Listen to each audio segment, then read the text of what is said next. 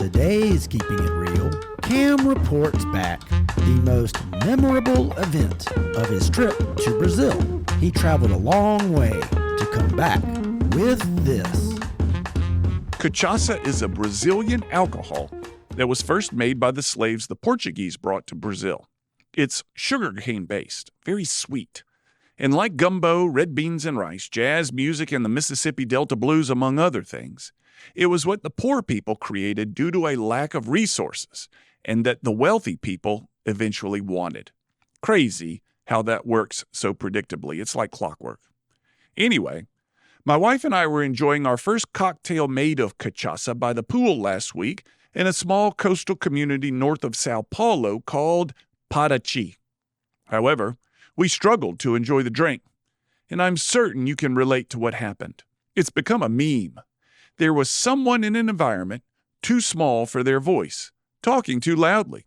It was loud people having private conversations on the phone in small places, loud Zoom calls in coffee shops. You've witnessed this. In our case, it was a British couple lying in lounge chairs by the pool on speakerphone with their daughter, talking about finding her an apartment in London. The father, to be heard, raised his voice to nearly a yell so the phone would hear him from 3 feet away. Well, my wife and I heard him. The neighbors living next to the hotel heard him. The birds and the trees on the coast heard him. The shop owner across town, the people in the next city over, and the Uruguayans 1,000 miles to the south also heard him. We didn't want to, but we learned a lot about this family and their dysfunctional and helpless daughter.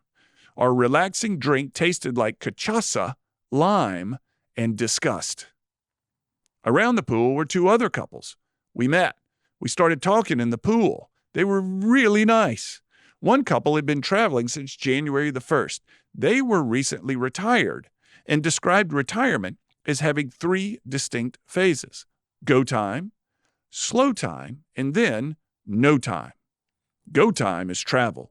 Slow time is too old to travel, and now you sit around the house.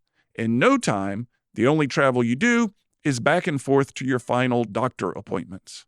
They retired early to have a longer go time, and they were doing it up right. They were telling us how they planned their extensive trips. Then, and I promise I'm not making this up, the British man got in the pool and began swimming laps right through the middle of us 3 couples and another guy who joined us. We stood there in the water up to our waists in disbelief. He kicked right through us, splashing us, no more than a foot or 2 away as he came by. I'd never seen anything like it. Was it aggressive, or was it just plain clueless? Anyway, the 3 couples plus the 1 guy decided not to move, and he kept swimming. We'd pause our chat as he swam through. It's sad that after traveling about 18 hours to get to a place way off my radar, and then another 18 hours to get back home, the only story I have from my trip is about a British man in our pool, which makes me want to drink lots of cachaça. I'm Cam Marston, just trying to keep it real. To hear more commentaries, search for Keeping It Real with Cam Marston on your favorite podcast app, or follow Cam Marston on social media.